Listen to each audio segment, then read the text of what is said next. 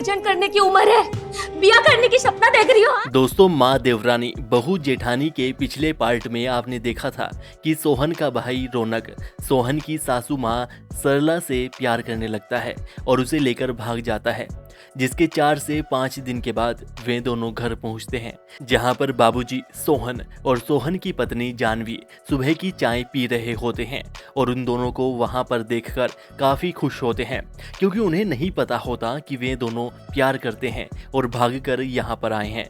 जानवी अपनी माँ सरला के पांव छूती है और फिर उन्हें चाय लाकर देती है और इस दौरान रौनक की हिम्मत नहीं पड़ती कि वह सभी को सच बता पाए। उसके बाद रात में सभी बैठे बातें कर रहे होते हैं और जानवी सरला को बोलती है कि माँ जी, मैंने आपका बिस्तर रौनक के कमरे में लगा दिया है और रौनक बाबूजी के कमरे में सो जाएगा। जिसके बाद एक एक करके सभी वहां से सोने चले जाते हैं और फिर सरला रौनक को कहती है कि मुझे बहुत डर लग रहा है, आखिर मैं कब तक ऐसे यहाँ पर रहूंगी। तो रौनक उसे बोलता है कि तुम चिंता मत करो, मैं समय आने पर सभी को सच बता दूंगा। जिसके बाद सरला कई दिनों तक वहीं अपनी लड़की के घर पर रहती है। जानवी अपनी माँ की खूब सेवा करती है और इधर रौनक और सरला की लुका छुपी चलती रहती है और दोनों खूब मजे करते रहते हैं।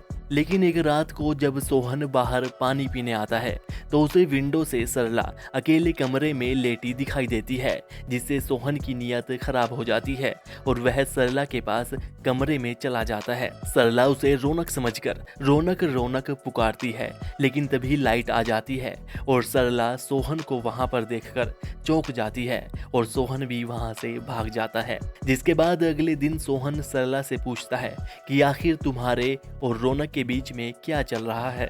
इस पर सरला उसे कुछ नहीं कहती, बस इतना कहती है कि रौनक बहुत अच्छा लड़का है, उसका तुम्हारी तरह नाड़ा ढीला नहीं है। जिसके बाद सरला रौनक के पास जाती है और कहती है कि अब समय आ गया है कि सबको सच बताया जाए और खींचते हुए बाहर लेकर आती है, जहां पर सभी बैठे होते हैं और रौनक सबके सामने कहता है कि बाबूजी, मैं सरला को भगा कर लेकर आया हूं, मैं इससे प्यार करता हूं और यह भी मुझसे प्यार करती है।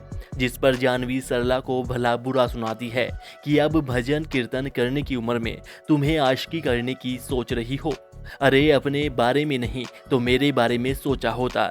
जिस पर रौनक उनको धमकाने लगता है और बाबूजी से कहता है कि मेरी जमीन का बंटवारा कर दीजिए, मैं सरला के साथ यह गांव छोड़कर चला जाऊंगा।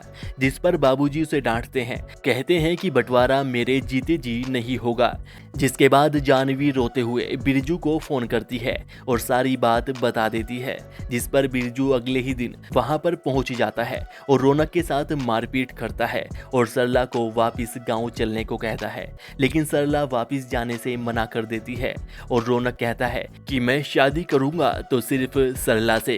तभी बाबूजी आकर जानवी से कहते हैं कि बेटी, तुम इस घर की सबसे बड़ी बहू हो, अब तुम ही फैसला करो। जिस पर जानवी सरला से कहती है कि तुम इस घर में रह सकती हो, लेकिन इस पर मेरी एक शर्त है, अब से मैं तुम्हारी जेठानी और तुम मेरी माँ नहीं बल्कि देवरानी बनके यहाँ पर रहोगी। जिस पर सरला मान जाती है और फिर जानवी उन दोनों का गृह प्रवेश करवाती है और इस वेब सीरीज के पार्ट 2 का यहीं पर एंड हो जाता है। यह वेब सीरीज उल्लू ऐप पर अवेलेबल है और इसका पार्ट 3 आने वाला है, जिसके लिए आप इस चैनल को सब्सक्राइब करके बेल आइकन दबा लीजिएगा।